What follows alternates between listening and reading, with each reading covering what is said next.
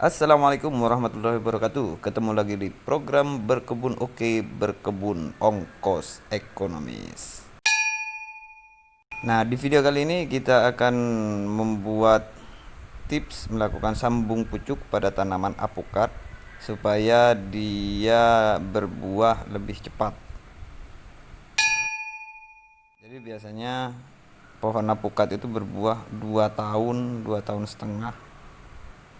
Jadi harapan kita kalau kita sambung pucuk, nah ini entrisnya ya.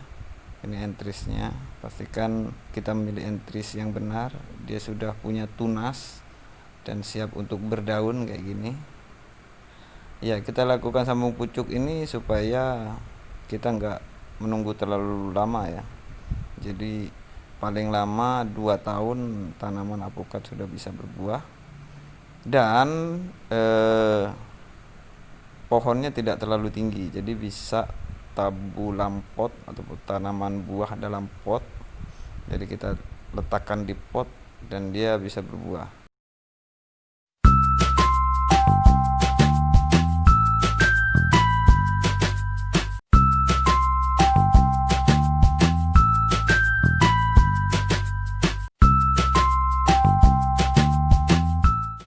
Ya, kalau tabulam pot itu kita letakkan di halaman rumah, itu bagus banget. Nah, ini sudah bersih ya, sudah kita bersihkan, masih ada sisa tunasnya, dia siap berdaun. Kemudian akan kita lakukan pengirisan, nah, seperti ini, diiris. Usahakan harus rata hasil irisannya, dan pisaunya itu tentu harus tajam ya, nah, seperti ini. Jadi inti dari sambung pucuk ini adalah mempertemukan antara kulit batang entris, nah ini namanya entris, kulitnya akan kita pertemukan dengan kulit pohon yang akan kita sambung dengan bibit ya. Jadi supaya dia bisa menyatu, nanti kita ikat. Yang perlu itu juga sterilisasi. Jadi alat yang kita pakai itu harus steril, bersih, sudah kita cuci ataupun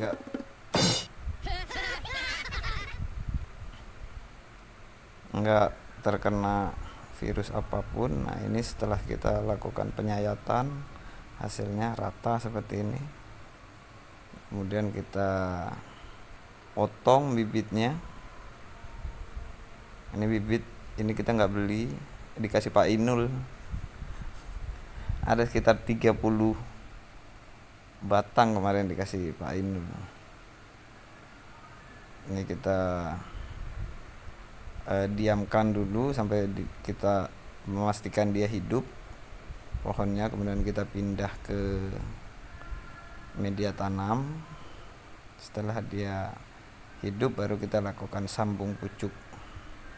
Jadi kita tetap pada prinsip ongkos ekonomis ya, usahakan seminimal mungkin kita keluar modal tapi tetap bisa menjalankan hobi bertanam seperti ini. Nah, ini setelah kita lakukan pembelahan, disesuaikan, nah kita langsung ikat. Usahakan ikatannya ini betul-betul kuat ya. Ikatannya harus betul-betul dia menekan entris dengan batang bibitnya.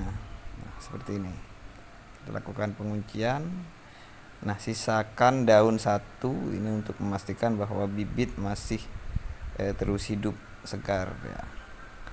Setelah itu kita lakukan sungkup ya, pakai plastik bening supaya kelihatan pertumbuhan tunas daunnya. Ini tiap hari nanti akan kita lihat ini udah tumbuh apa belum. Padahal dia bisa terlihat sudah menyatu ataupun sudah daunnya itu sudah terbuka kalau udah 3 minggu. Nah, setelah kita lakukan sungkup seperti ini, dia harus diletakkan di tempat yang tidak kontak langsung dengan sinar matahari. Kenapa? Karena sinar matahari itu akan mengakibatkan dia kering. Jadi sebelum dia menyatu dengan batang bibitnya dia kering terlebih dahulu. Nah, ini ada saya beberapa bibit alpukat yang sudah disambung pucuk